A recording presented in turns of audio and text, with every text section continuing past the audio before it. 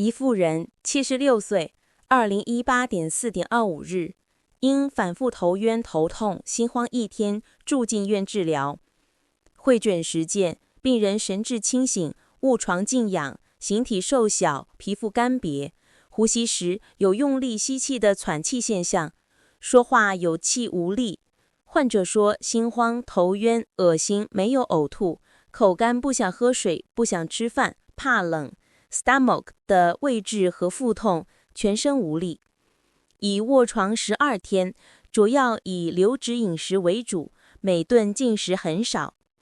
医生按压患者腹部，可以触及硬块，其按压则疼痛明显，脉细弱。患者身体很虚弱而腹痛明显，医生认为患者是身体虚弱，同时又有各类有害物质在体内没有排除，如痰和几天没有排除的干燥大便等。治疗时若单单补充营养，可能因为身体太虚弱，不能接受这些营养物质，可能出现呕吐等症状。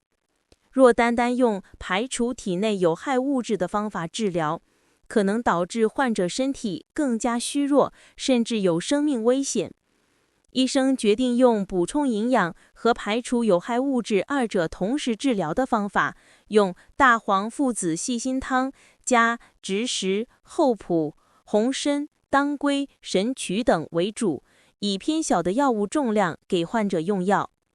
将这些药材混合熬成汤，汤汁1天分2次喝完。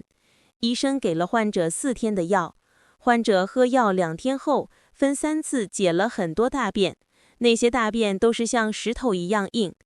之后患者腹痛就不明显了，主要就是身体虚弱。医生就用香砂六君汤做基础治疗，可以助消化、补充气和祛痰，还加入了少量的枳实、厚朴等疏通腑。医生告诉患者及家属，这次患者服药之后，食欲应该会慢慢好起来，但是饮食必须以清淡为主，可以少食多餐。饮食视患者的身体情况慢慢加一点量，千万不能觉得大病好了就吃大鱼大肉，否则疾病容易复发。几日后，患者病就全好，出院了。提示： 1. 气。气是中医名称，是人体内活力很强、运行不息的极微小物质，包括呼吸的气。气推动和激发人体的各种心理活动，包括新陈代谢。气运动停止，则意味着生命的终止。人体中有些物质是一定存在的，但是却看不见，有的甚至只有在人体活着的时候存在，例如呼吸的气。2. 腑。腑是中医里的腑，指的是负责消化食物、传递营养和排出废物的中空器官，如肠道、胃、膀胱等。3. 大黄附子细辛汤是古饮经典草药处方名称。4. 香砂六君汤是古典经典草药处方名称。